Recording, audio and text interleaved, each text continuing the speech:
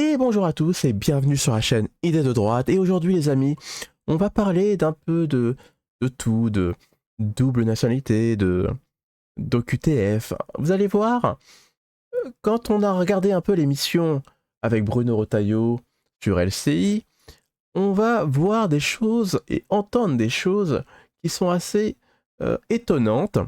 Parce que dans le public, il y avait un franco-algérien et ce garçon représente bien tout ce que je déteste, c'est-à-dire que il a la double nationalité et je trouve que c'est toujours un problème, hein, on devrait en avoir qu'une seule, et il affirme, alors si vous n'avez pas vu l'émission des inconnus des chasseurs, allez la voir parce que il dit une phrase assez étonnante, et cette phrase me fait penser au sketch des inconnus. Il dit pourquoi on vire les bons OQTF et on garde avec nous les mauvais OQTF, hein. C'est comme dans le sketch où ils disent il y a le bon chasseur et le mauvais chasseur. C'est pareil les amis. Mais je vais vous montrer un extrait vidéo de l'émission où on voit ce franco-algérien parler. Et alors là, c'est triste pour lui, mais sa fille a été agressée à l'âge de 10 ans par un Algérien, donc un de ses congénères, hein, je suis désolé pour lui, mais bizarrement, le schéma est toujours le même, comme je vous l'ai dit à chaque fois, et c'est dans cet extrait-là, il va dire cette phrase que moi je ne comprends pas, mais peut-être que vous allez m'éclairer sur le sujet. Je me tourne vers vous, Karim Bido-Bourcache. Bonsoir. Vous êtes gardien d'immeuble. Vous habitez à Rouen, Mont-Saint-Aignan. À Rouen. Et alors c'est un aspect bien particulier que vous voulez évoquer, mais c'est intéressant aussi. Votre fille a été agressée sexuellement à l'âge de 10 ans. Exactement. Par une personne qui était sans papier. Exactement. Alors, vous dites le tribunal a dit qu'il était également sous OQTF, exact. Mais est-ce que vous pouvez nous dire finalement ce qui a été décidé, ce qui est devenu cet homme? Cet homme, Monsieur le ministre, bonsoir. Bonsoir. Cet homme est en liberté, évidemment. Il a pris un peu plus de 30 mois de prison avec sursis. Combien, pardon? Un peu plus de 30 mois de prison avec sursis. C'est tout? C'est tout. Sachant qu'en plus, monsieur, il a fait une demande pour renouvellement de papier. Et monsieur s'est marié avec une femme qui a les papiers français, ce qui signifie que dans les quelques semaines et quelques mois qui vont arriver, on va laisser un violeur étranger.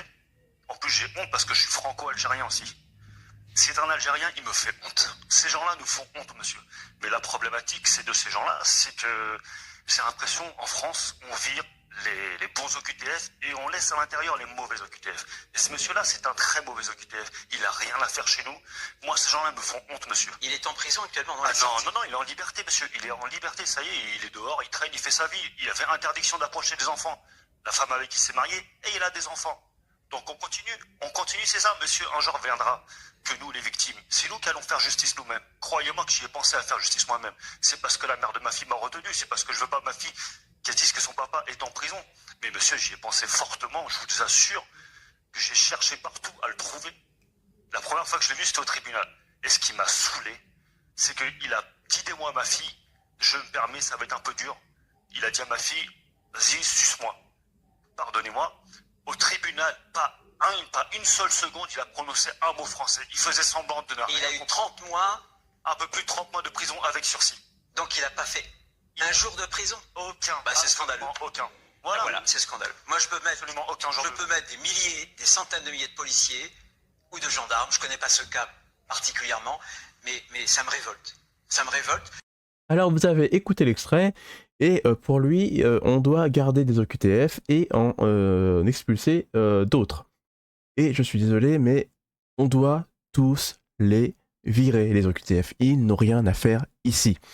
Et si ça se trouve, en expulsant ce garçon, il n'aurait pas eu de problème avec l'agression de sa fille. Tout simplement, un OQTF doit tout simplement quitter le territoire. Ça veut dire, ça à la base, vous devez quitter le territoire. Alors, bon vent. Et vous avez entendu aussi dans l'extrait que ce garçon, il est franco-algérien.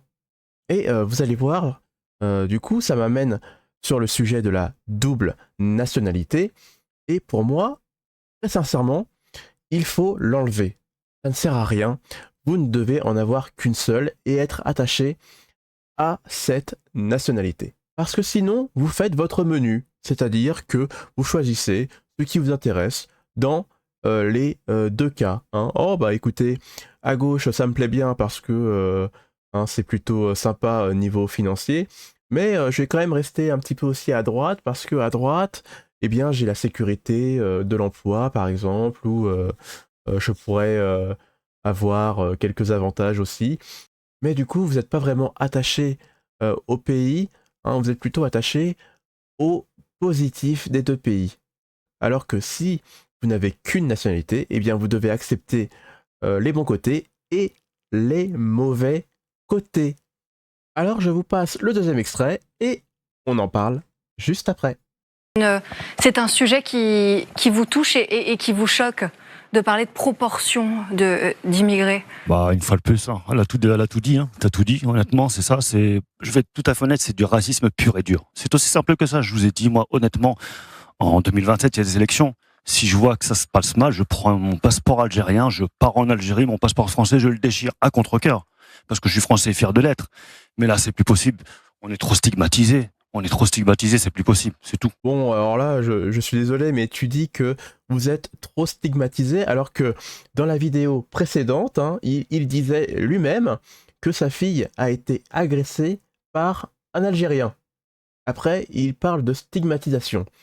Je suis désolé, mais si vous voulez pas être stigmatisé, eh bien arrêtez de faire tout ce que vous faites hein, pour l'être, hein, tout simplement. Ça, c'est la première chose. Et en deuxième temps, vous voyez, avec la double nationalité, dès que vous rencontrez un problème, c'est-à-dire une mauvaise élection en 2027, hein, imaginons que l'extrême droite passe, eh bien vous voyez, ce garçon-là, qui dit qu'il est fier d'être français, eh bien va fuir. Il va fuir la France pour retourner en Algérie. Alors, moi j'ai envie de dire, bon bah, fais-le tout de suite. Faites-le maintenant, parce que bon, pourquoi essayer de perdre du temps comme ça, c'est dommage. Allez-y tout de suite si l'Algérie est un pays si magnifique. Nous, on ne vous retient pas. Donc oui, allez-y, hein, ne perdez pas de temps, allez-y. Et il y avait une troisième intervention qui m'a très intéressé, c'est que je suis désolé, mais l'Algérie, c'est pas un pays qui est ouvert aux autres. Hein. C'est un pays qui est totalement refermé sur lui-même. Vous allez le voir, il y a une intervention qui est vraiment très intéressante. Je vais vous la passer tout de suite et on en parle juste après. Maintenant, sur le racisme et le droit du sang ou le droit du sol, l'Algérie, c'est le droit du sang. Et personne ici ne dit que l'Algérie est un pays raciste. Et c'est un pays très homogène sur le plan ethnique et religieux. Et tout le monde dit, je me barrais là-bas, c'est formidable. C'est vrai, en Algérie, si vous heurtez la foi d'un musulman, vous allez en prison. Heurter la foi d'un musulman, c'est pas insulter l'islam. C'est simplement dire que je ne suis pas croyant ou que je suis chrétien.